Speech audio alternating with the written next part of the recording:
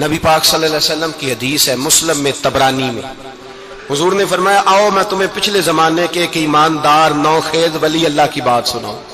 پچھلے زمانے حضور نے فرمایا پچھلے زمانے میں ایک بادشاہ جادو کے زور پہ حکومت کرتا تھا۔ جب وہ ایک جادوگر اس نے رکھا ہوا تھا تو جادوگر اس کو جادو بتاتا، وہ جادو کے زور پر حکومت کرتا۔ جادوگر بوڑھا ہو گیا تو کہنے لگا بادشاہ کوئی نوجوان میرے پاس بھیج دے، اب میں بوڑھا ہو گیا ہوں، میرا پتہ کوئی نہیں کب مر جاؤں۔ ایک نوجوان کی ڈیوٹی لگائی، بڑا زیرک سمجھدار، اپنے رعایا میں سے چن کے جو ذہین فطرت مزاج بچہ تھا وہ اس نے لگایا۔ اللہ کے محبوب علیہ الصلوۃ والسلام فرماتے ہیں بچہ جادو سیکھنے لگا، وقت گزرنے لگا۔ بچہ جب جادو سیکھنے جاتا تو رستے میں ایک راہب بھی تھا جو انجیل جانتا تھا، وہ اللہ اللہ سکھاتا، لوگوں کو حضرت عیسیٰ علیہ السلام کی تعلیمات سے آگاہ کرتا۔ اس نے دیکھا کہ یہاں بھی لوگ اکٹھے ہیں تو وہ بچہ اس راہب کے پاس بھی اٹھنے بیٹھنے لگا۔ اب جب اس کے ساتھ اس کی گفتگو بڑھنے لگی تو اس کو باتوں میں لذت آنے لگی۔ اس نے راہب نے پوچھا کہ تو کون ہے اور کس طرح سے آیا ہے، کیا تیرا معاملہ ہے؟ اس نے کہا جی میں جادو سیکھنے جاتا ہوں، آپ کی باتیں مجھے بڑی اچھی لگتی ہیں۔ اس نے کہا دین سیکھ، جادو سیکھنے والے کافر ہو جاتے ہیں، قرآن و حدیث سیکھنے والوں کو اللہ کامل ایمان عطا فرماتا ہے۔ فرمایا یہ سیکھ۔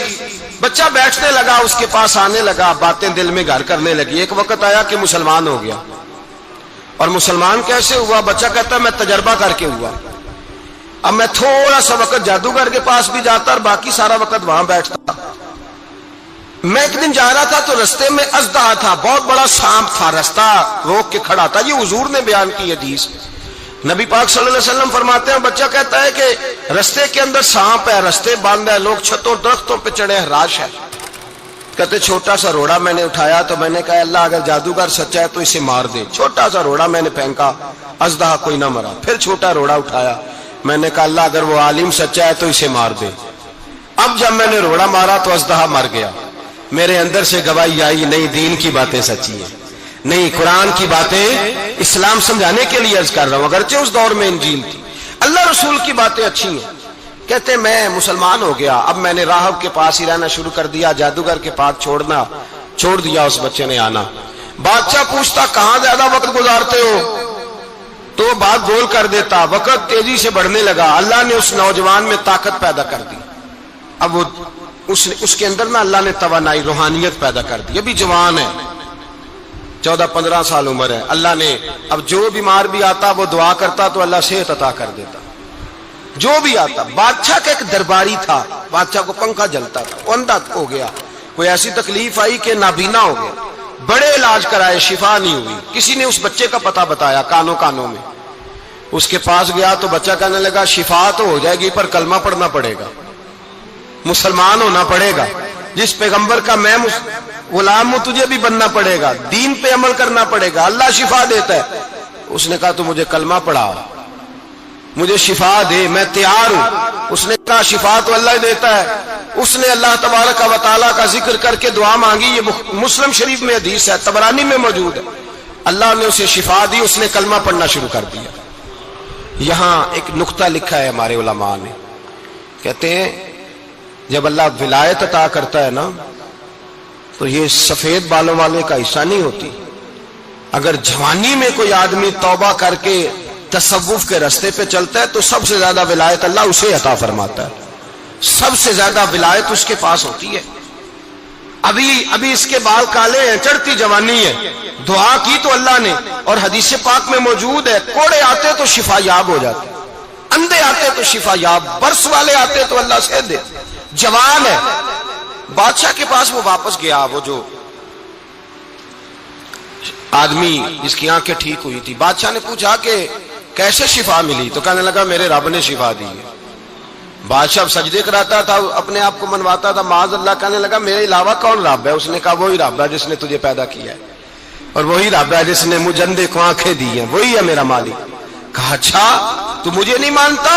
کہا نہیں میں اپنے رب کو مانتا ہوں۔ بادشاہ نے اسے سزا دی، ستایا، اس نے بچے کا پتہ بتایا، پر بچے کو بلا کے ستایا تو اس راہب کا پتہ بتایا، راہب بھی قتل ہو گیا، نابینا بھی قتل ہو گیا۔ بادشاہ نے کہا سپاہیوں سے اس بچے کو لے جاؤ اور پہاڑ کی چوٹی پہ جا کے نیچے پھینکو تاکہ مر جائے۔ بچہ پہاڑ کی چوٹی پہ گیا تو ہاتھ اٹھا کے کہنے لگا یا اللہ میرے لیے نہیں اپنے لیے، میرے لیے نہیں اپنے لیے انہیں اپنی قدرت کے جلوے دکھا، میرے لیے نہیں۔ اللہ کے بندے اپنی جان بچانے کی دعائیں نہیں مانگتے، اپنے لیے انہیں اپنی قدرت کے جلوے دکھا۔ یہ دعا مانگی، جتنے لوگ ساتھ آئے تھے وہ سارے زمین پہ گرے اور سب مر گئے، پہاڑ سے گر کے مر گئے۔ بچہ واپس سیدھا بادشاہ کے پاس کہنے لگا لو بھائی میرے رب نے مجھے بچا لیا ہے۔ جوان کا ایمان دیکھو، میرے رب نے مجھے، بولو میرے اللہ نے مجھے ایمان کی گواہی دے رہا ہے، میں بچ گیا ہوں، تو جھوٹا ہے، میرا رب سچا ہے۔ اس نے کہا لے جاؤ اس کو دریا میں، کشتی میں بٹھاؤ، بیچ دریا کے جا کے دھکا دے دو۔ بیٹھے کشتی میں، دریا کے بیچ گئے، اور جب جا کے وہاں اس کو دھکا دینے لگے تو اس نے کہا اللہ میرے لیے نہیں اپنے لیے انہیں اپنی قدرت کے جلوے دکھا۔ بس ایک طوفان سا آیا، جتنے سپاہی ساتھ آئے تھے ڈوب کے مر گئے۔ وہ بچہ اٹھا اور سیدھا پھر بادشاہ کے پاس، اسی کے پاس کہنے لگا لو بھائی میرے رب نے مجھے بچا لیا ہے، تیرے پاس آیا ہوں۔ وہ کہنے لگا تو کیا مصیبت میرے گلے پڑ گئی ہے، کیسے جان چھوٹے گی؟ تو بچہ کہنے لگا اگر تو مجھے باندھے درخت کے ساتھ اور سارے ملک کو بلائے، لوگوں کو اکٹھا کرے، پھر تو مجھے تیر مارنا، میں تجھے بتاؤں گا کیسے مارنا ہے، میں مر جاؤں گا۔ اللہ کا بندہ نوجوان ایمان دیکھو، مرنے کے طریقے بتا رہا ہے، میں تجھے بتاؤں گا میں کیسے مروں گا۔ یہ بات کہی، بادشاہ نے سارا مجمع جمع کیا، ملک سارا باہر آ گیا، درخت کے ساتھ باندھ دیا۔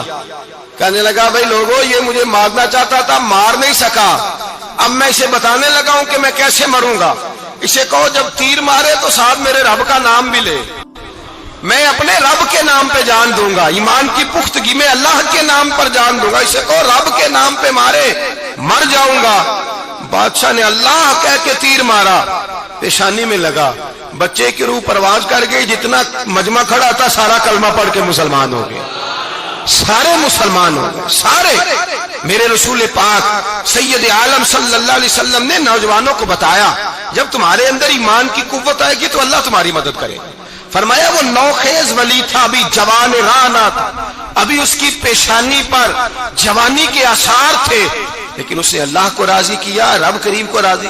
ولایت کا مطلب بڑھاپا نہیں، ولایت کا مطلب وہ نہیں کہ جب بڑا لمبا وقت گزر جائے تو پھر آدمی آئے کہ نہیں اب کیا کرنا ہے، اب مسجد ہی ہے، اب تو اس کے علاوہ گزارا ہی کوئی نہیں۔